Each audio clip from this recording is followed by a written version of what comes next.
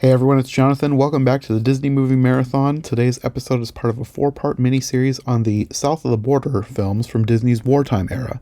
These episodes were originally released in 2020, and instead of fully re-editing and creating all new intros and graphics, etc. for these, I'm just going to re-release them as they were originally created.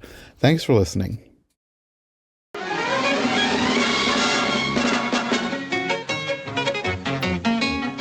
Hey everyone, welcome back to the Disney Movie Marathon on iHeart Movies. My name is Jonathan North, and today we're continuing our mini-series on the Latin American Disney films from the 40s. In this episode, Sarah and I will be continuing where we left off in our discussion on Saludos Amigos with the follow-up film, The Three Caballeros. So without any further ado, let's just jump right into our discussion.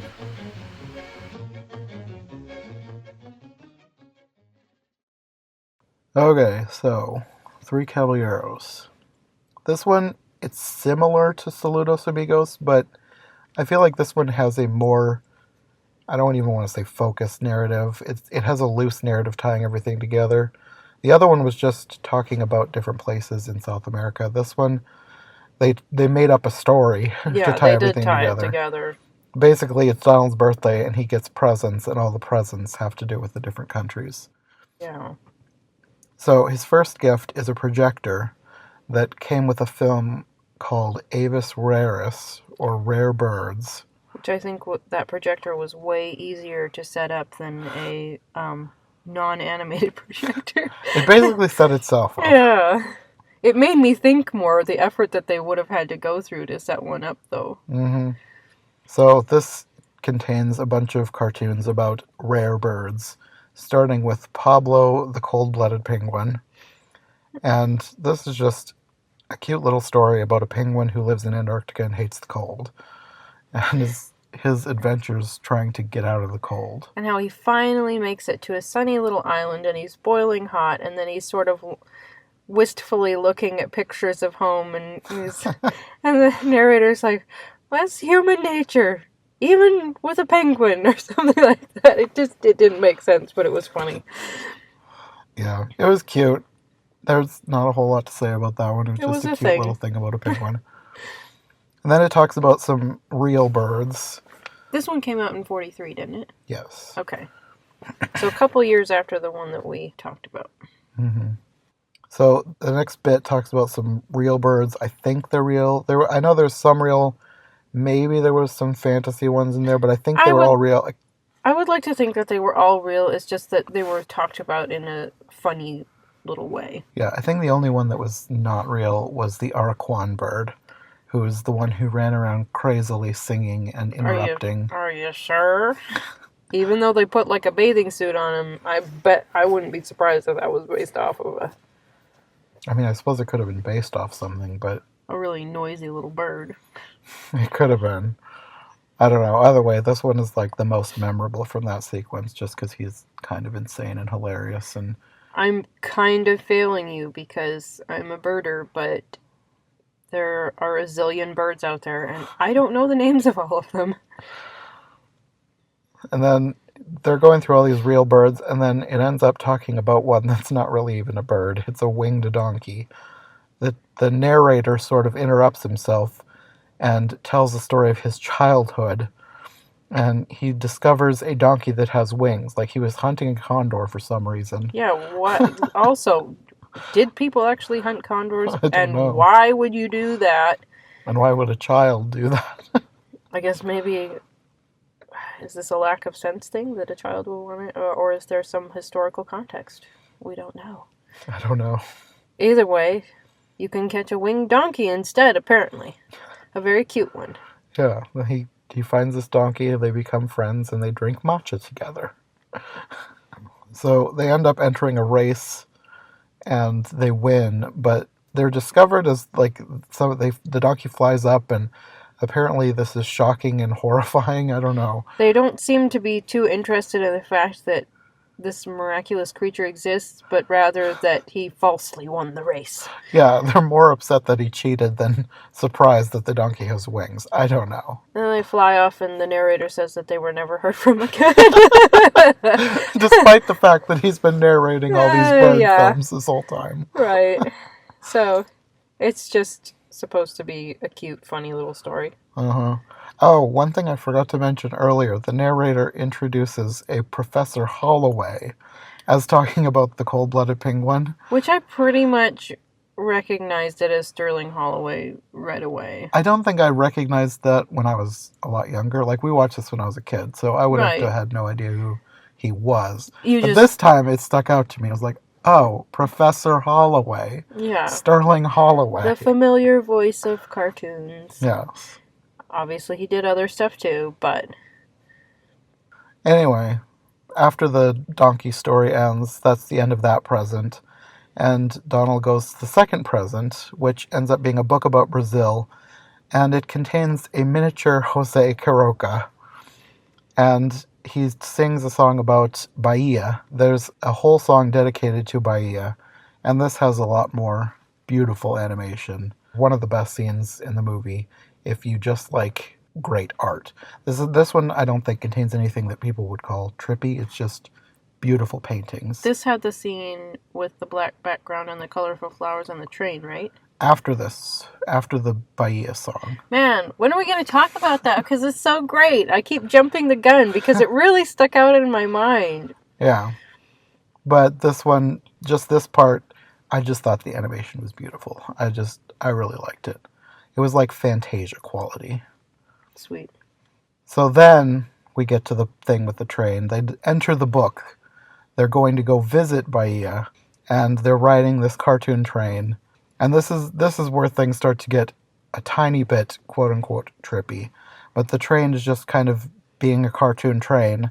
And then the Araquan bird jumps in. He's messing with them. He's drawing new tracks, rerouting all the cars. But they It's all just end a up cartoon. They all end up back together. Yeah. There's no big accident or anything. Yeah. So then they get to Bahia, and they meet a woman selling cookies.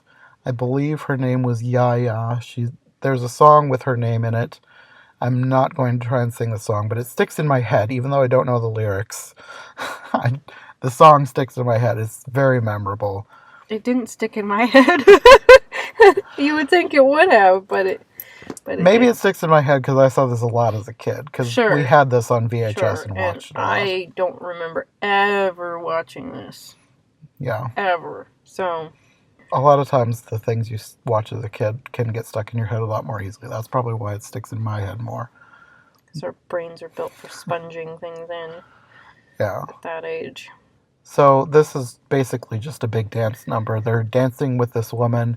There's all these men coming around dancing with her, and which this is kind of fun in that you have the cartoon mixed with the live people, which isn't always fun, but in this instance, it's interesting. And sometimes you even pan out of the book, and you can see like the book and the cartoons happening in the book, like a 3D pop-up version with the live-action people. It's really cool the way they mix together the live-action animation.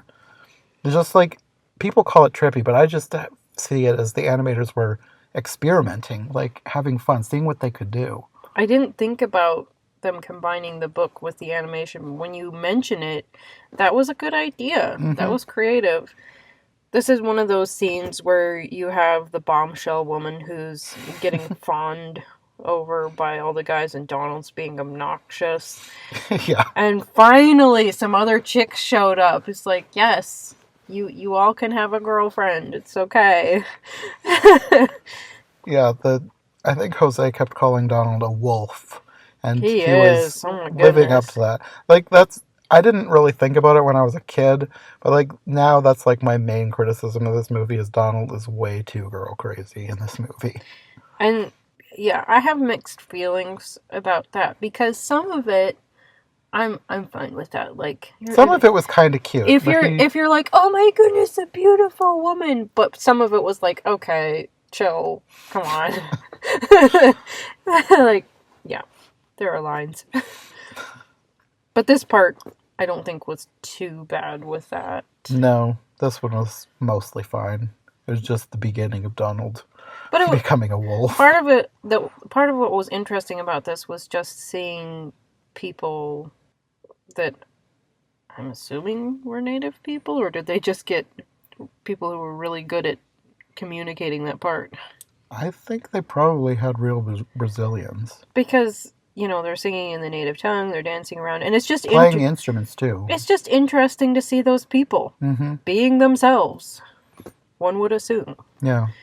So yeah, for that, this is interesting as well, and it's kind of cute. And this one ends getting crazier and crazier. Like there's silhouettes of the men turning into roosters and fighting, and the street lamps and buildings start coming to life, and people are dancing through the living buildings. And which I did not was not disturbing to me. To me, it was no, just I just thought it was cool. They're telling a story. Yeah. So they get out of the book eventually. They like have to squeeze out of the pages because the book closed on them. And then there's this whole thing of them trying to grow back to being big again. And Donald trying to get to the last present. He can't because he's tiny. He's got to grow before he can get to the present. But in the last present, it starts out with another load of, for lack of a better word, trippy visuals. But it reminded me of the scene with the soundtrack in Fantasia, except with a guitar in the middle of the string. And then it ends with Donald, I think he turns into a piñata and explodes. And then you meet the last of the three caballeros, Panchito Pistoles, who I don't think was ever named in the film. Did he ever say his name? I know his name. He might have. Was this the scene where they kind of had what looked like recording sound waves? Yeah. Yeah, I liked that. Yeah. It was interesting and fun. But he comes out, and then you have the title song, The Three Caballeros. Yes, which is cute. Yeah. It's another, at least to me, memorable song. Can get stuck in your head. I could see children really enjoying that one. And Panchito eventually gives Donald a piñata and tells him about Mexican Christmas, which apparently involves piñatas. Which I mean, maybe I saw Rick Steves or something where that was referenced, but he's Europe. Why am I even referencing that? Well, maybe somewhere in there I've seen some historical reference to this, but I don't ever remember associating piñatas with Christmas, and having some background on that was interesting. What's kind of weird is when he finally breaks it open, and there has to be historical and cultural context for this, because you have like fanged masks. Yeah, there's a lot of random things inside the piñata. That would make sense to them, I think. Like the bowl I still don't know what was up with the bowl, but it makes more sense than the fanged masks. Mm-hmm. The main present inside the piñata is another book, like the Brazil book, except this one's about Mexico, since Panchito is Mexican. So they go into this book on the magic sarape instead of a magic carpet. And you get a lot of footage, a lot of paintings, like live action footage and animation about Mexico. There's several songs here. I appreciated that they covered more than one region as far as the forms of dancing. Mm-hmm. That was interesting. Yeah, you get multiple dances in this section. There is so much more for me to know about Mexico. Mm-hmm. Because I started watching this program that talked about the different regions, and we get different stereotyped images of what Mexico is like, and you don't always, I certainly haven't always thought about or known just how varied the landscape is. I've had that type of surprise in our own country, like Utah? Really? They have all that going on in the landscape? So, let alone in a different country that I've never been to. So, it's interesting how they cover more than one thing here. Well, that even happens to me with Iowa. Like, I didn't even realize that there were, like, cliffs in Iowa, and I've lived here my whole life. Yeah, we have hills. There are 4 regions in Iowa. And Iowa, I have to rabbit trail. Iowa is actually bigger than a lot of countries in the world, but it would be less populated than a lot of countries in the world. And it has 4 different regions. It has the Lost Hills region, it has the Prairie Potholes, it has an area with limestone cliffs, and, and if you didn't know this, we have poisonous snakes, too. Yeah. Anyway. So yeah, so much to know. We will never know it all. Yeah. So don't be mad at us for not knowing everything about Mexico. Yeah, we don't even know everything about our own state, so. We're trying to get out more. Anyway. Eventually, all of this leads through the dancing, through learning more about Mexico. You get to Acapulco Beach, where they, for some reason, they're like dive bombing these sunbathing ladies. This is probably the dumbest part of this cartoon sequence. First off, if this is a famous beach, why are there only women on it? For Donald to chase. I mean, if they actually have segregated bathing on Acapulco Beach, I'm totally cool with that. But I doubt it. And so you have all of these svelte, gorgeous women, which is also not true to life. They're, there's like one age group here represented. Like, all like 20-something females yeah. that could be swimsuit models. And Donald going absolutely nuts. And me being like, toss them into the water, ladies, or whatever. It just got silly and very, very wolfish. And it was dumb. Yeah, this is probably the worst part of the movie. It was, I mean, if for some reason you are a woman wanting to know the history of 1940 swimwear, I guess that would be an educational clip. But other than that, not really educational. No, it's basically Donald going crazy and having to be dragged away from the beach by Finally. Jose and Panchito. Jose and Panchito are far more controlled. They're like, okay, this is time to leave. This is the beach. Okay, we're leaving now. So they fly out of the book, and they end up watching another musical number in the book, and this is where things get really, for lack of a better word again, trippy, because you have this woman who, it's just her face in the sky. She's like a star, and this is the black background with all the patterns, and just a lot of random, to me, cool animation happens here. Just strange things. I just think it's cool. But it's a live action woman's face just surrounded by animation. At one point, Donald's on the moon listening to her. This is the part where his interest in women is actually cute, because he's like, oh, cut it out. She's singing this beautiful, love song, and he's not being as, wolfish. Yeah, that. But this there's a lot of like transformation stuff. Like she eventually turns into a flower. There's a lot of flower animation. I think Donald is sort of like a bee at this point. Somewhere in here it gets weird. Yeah, but it's still cool. It's still interesting, but it's weird. And there's like live action women who are like kaleidoscopes, like pieces in a kaleidoscope, sort of floating around. It's just a lot of experimental animation and mixing live action with animation. Well, whoever animated this, God bless them, loved women so much. Because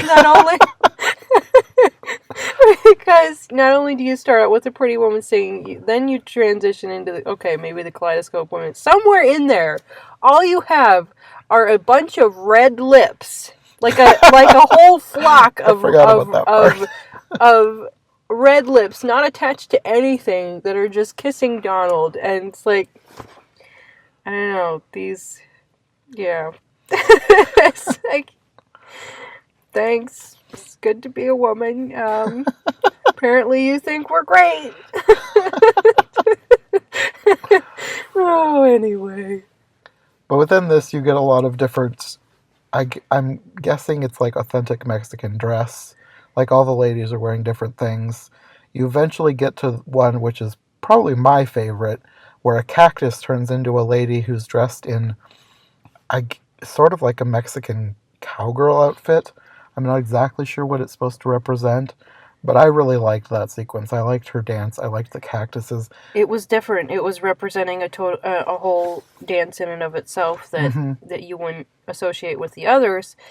One of the things, aside from the fact that she's Mexican and she's wearing a sombrero, if you're into historical fashion, you'll notice that her silhouette is very 1940s. It's the skirt is closer to a straight skirt. It's not super long, and it would indicate the fashions of the wartime era that were a little more sparse on the fabric. It's not, it's not racy or anything. It's just very tailored down, but yet her costume was decorative. It was just Hmm. interesting. It was an interesting blend of both, the Mexican aspect and the dancing aspect, but yet it really does give off a 1940s silhouette along with that. Very fitting for 1943. Hmm.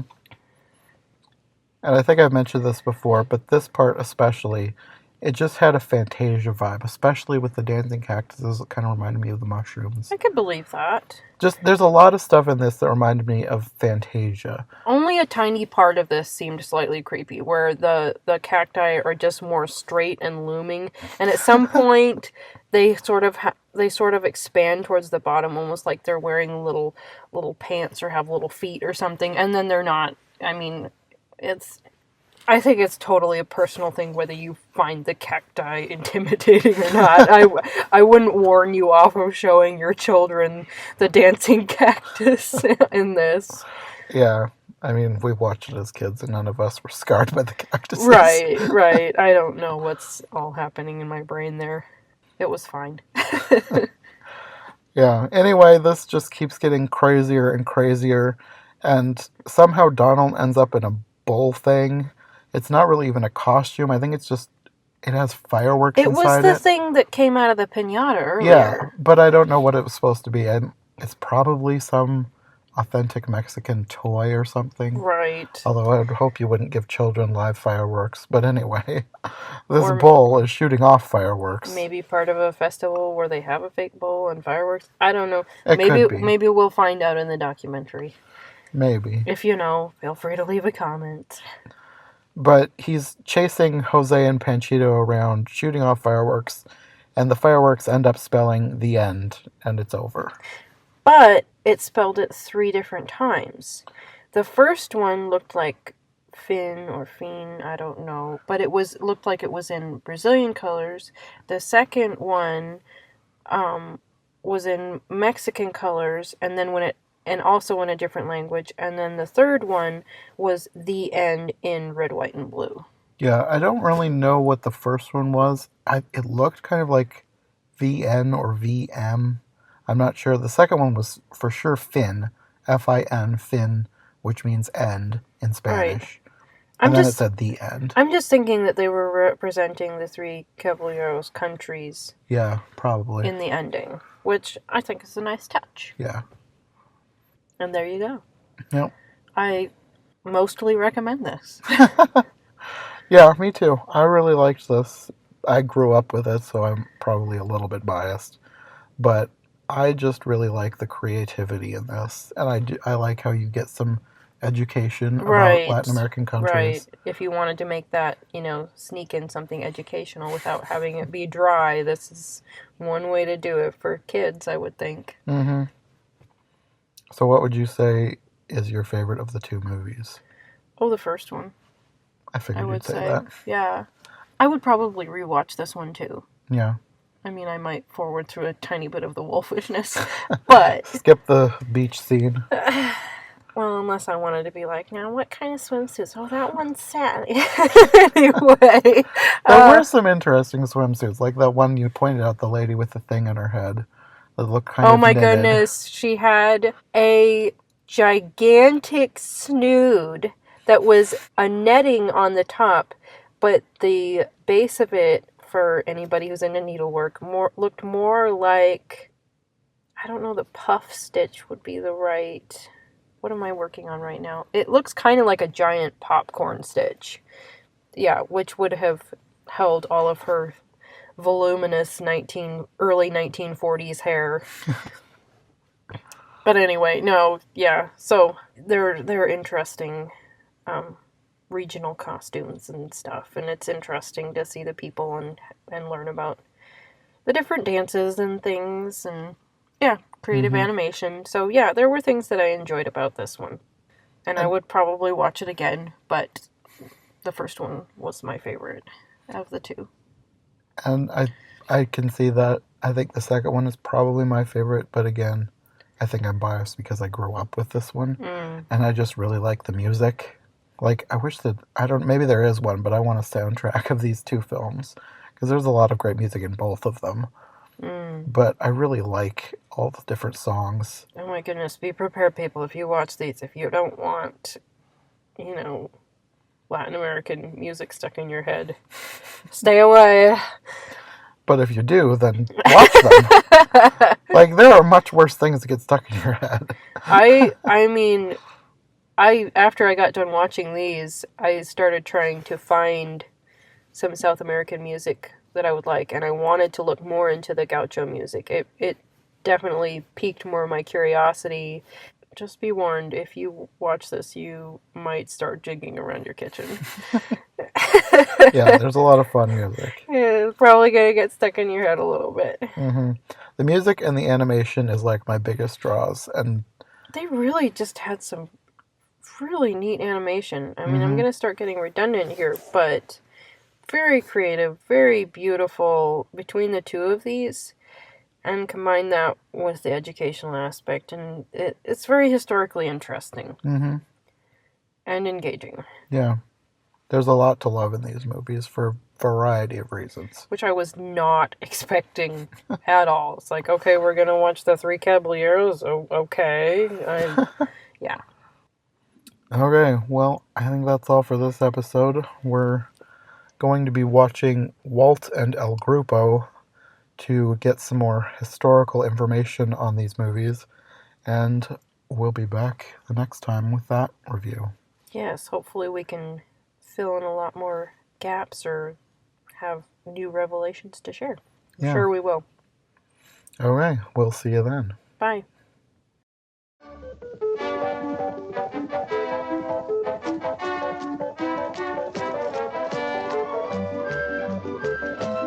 Thanks to Sarah for joining me for these episodes of the Disney Movie Marathon, and like we said in the show, we'll be back for one more episode talking about the 2008 documentary covering the period of Disney history, and even American history, in which these films were made, Walt and El Grupo. So thanks for listening, and we'll see you next time on the Disney Movie Marathon.